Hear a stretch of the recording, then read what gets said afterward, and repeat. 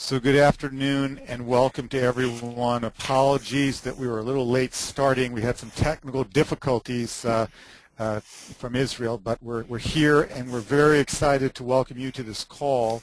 First and foremost, to celebrate this extraordinary victory.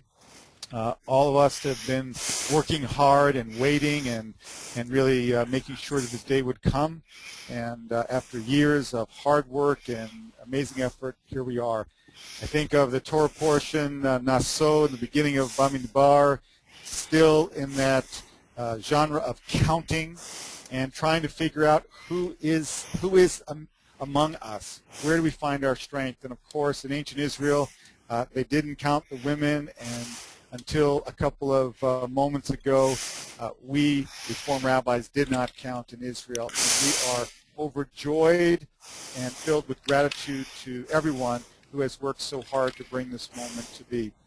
I want to begin by saying thank you to ARTSA, to IRAC, to the IMPJ, and to all those, especially Anat Hoffman and Gilad Kariv, and all those who have been every day working for this moment.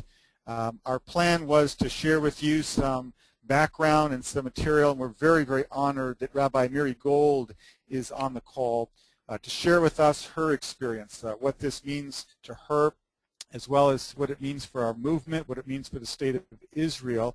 As well, we're hoping that she'll help us put this in context. We have not achieved anything close to what we are still committed to bring about. This is a wonderful moment. This is a huge victory, but we have got so much more to do to create the kind of Israel and the kind of religious pluralism that the Jewish state should, in fact, live every day. So with that, I'm going to introduce Rabbi Miri Gold, who's going to share a little bit about the personal and the larger context. We're hoping that perhaps towards the end of the call, it may be possible to hear a few words from Anat Hoffman, who has been a tireless fighter for this, traveling the world over and literally ready to take on any challenge. So in the spirit of the day, let me turn it over to our colleague, Rabbi Miri Gold. Thank you, Rick. It's a very exciting moment, and I think it's fitting to have an opportunity to speak with colleagues in America, because certainly we could not carry on this fight without you, both for the moral support and obviously the organizational and the financial support that you have given so loyally and doggedly even over the years. So I think it was in the right order that we were hoping that Anat would speak, and the first question that she would have answered was, what does the decision mean for the movement in Israel?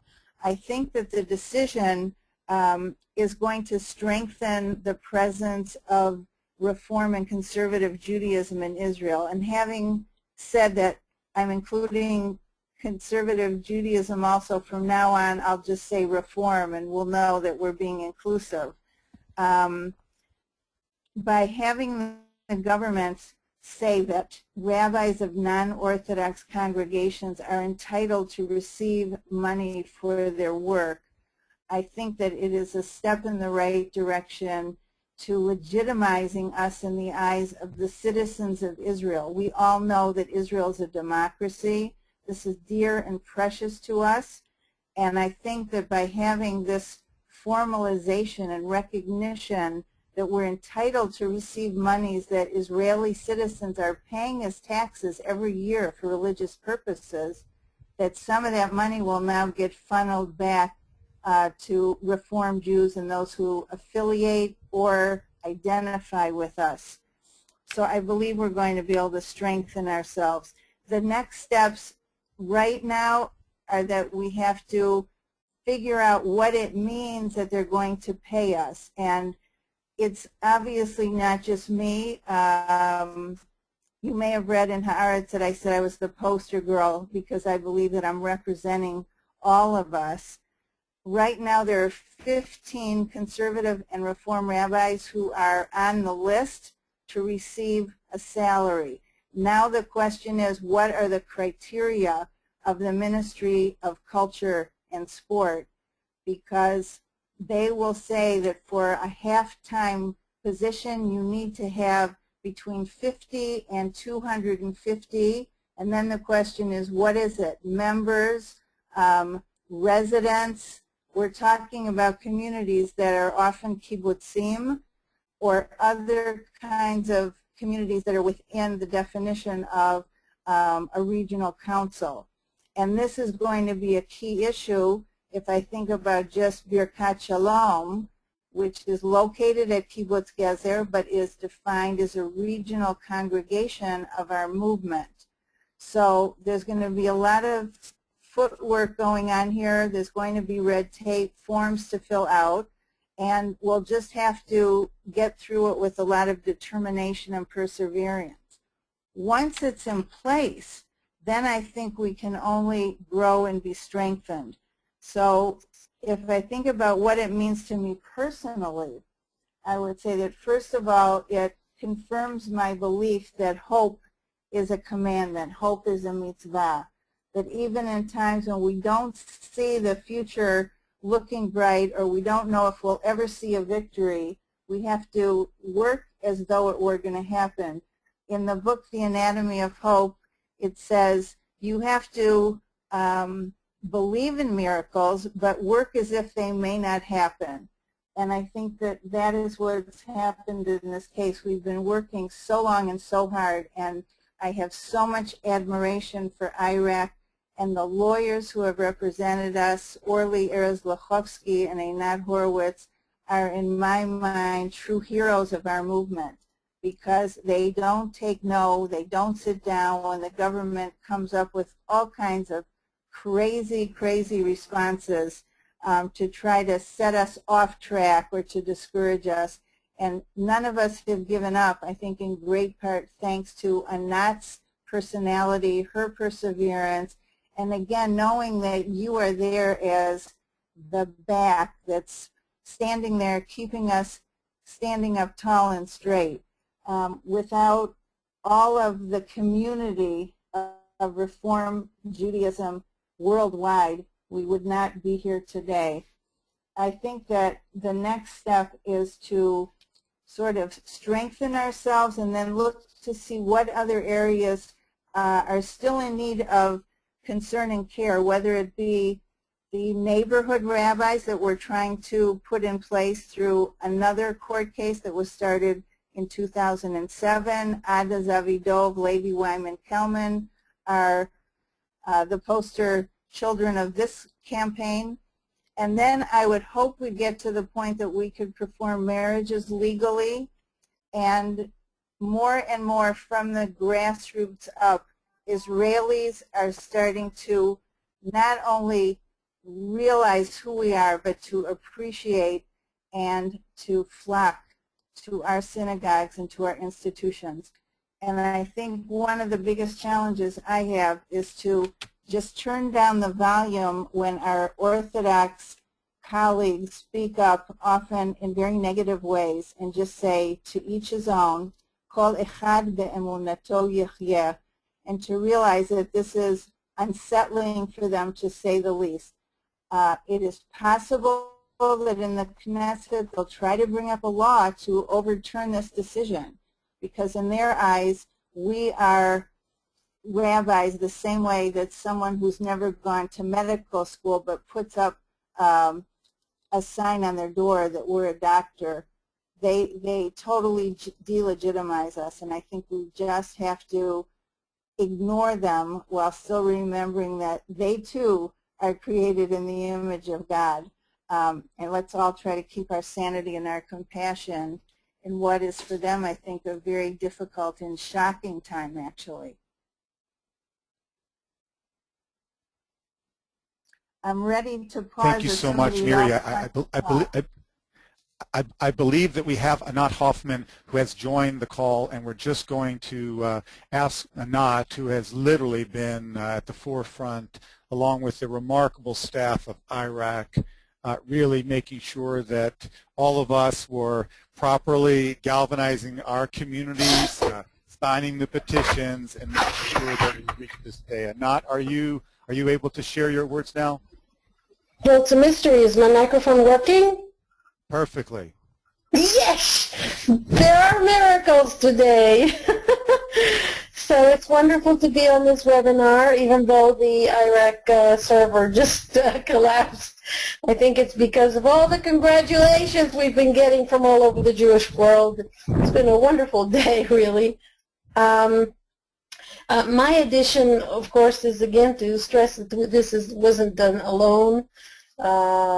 It's the pressure that we received. We were able to have you galvanize on the Israeli government, on altogether on the mood in Israel, and the wonderful contributions that allowed us to have Iraq for the last 7 years to run this campaign. And it's gratifying to know that Israel is a democracy that gives us the tools with which to fight policy that was discriminatory.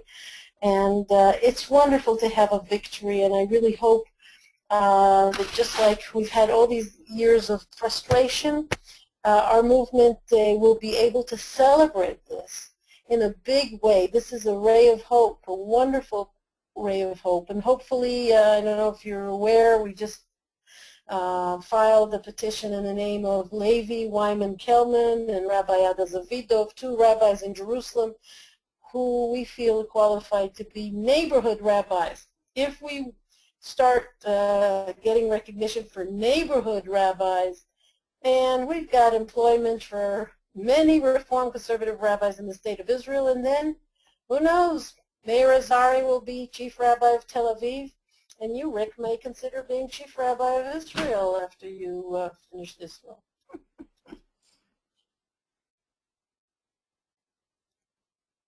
Okay, so it's really great to hear from Miri and from Anat, and to know that obviously there's much work to be done, but in appreciating this victory, as Anat said, there were many people who worked very hard, and we want to celebrate what we're able to do when we work together for our vision for Israel as the pluralistic, tolerant, democratic state that she was always meant to be.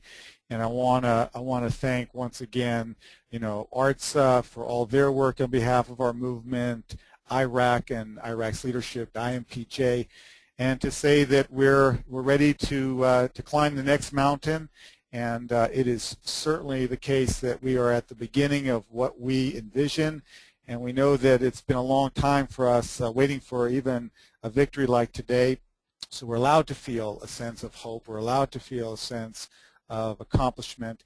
At the same time, we know what it means to fight for freedom, what it means to fight for our legitimate place in the Israeli Jewish communal context, and we are going to set our sights on shaping that Israel that the prophets envisioned, that the Declaration of Independence articulated, and that we know is our rightful inheritance. And hopefully this day will be a beacon for us when we feel less encouraged. And obviously Miri shared that there were many days like that, we can't hope for miracles and we can't lose our hope. So in the beautiful spirit of Hatikva Odlo Avda Tikvatenu Liot Amchoshi, we've not abandoned our hope, and we are going to be not only a free people in our land, but a land that encourages the freedom of Jewish expression and supports the various streams as we authentically live our Jewish lives and open Torah and open the Jewish bookshelf to wider and wider cross-sections of Israeli society. So we've got big things still to do. We say Yasher Koach to Anat and to Miri and to Gilad and to the entire staff. And I want to thank all of those on the call. I also want to remind us that there are many things that we can do. Obviously, many of us support directly the work of Iraq. Some of us have made the commitment to not only be members of ARTSA, but to make sure our congregations are tuned in and always ready to stand up whatever the latest opportunity is to have our values literally a part of contemporary Israel. So there is certainly a daily practice for us to be up to date, to read, to know, and to be activists, to be people like Anat Hoffman, for whom there ain't no mountain high enough, there ain't no river too wide to keep her from traveling and to raising up new disciples. So I hope that the feeling throughout our movement and really throughout the Jewish world today is one of acknowledgement that the sheer power of determination, the sheer power of a vision and of a just cause will give us the strength to keep on marching and making sure that we get where we need to go. So for all of us on the call today, let's celebrate this wonderful, wonderful milestone and victory, and let's get busy tomorrow morning on the next part of the journey. So to everyone, Mazal Tov, and we lift our cups l'chaim to all those who made this possible, and let us move forward with strength, with commitment, and that deep sense of solidarity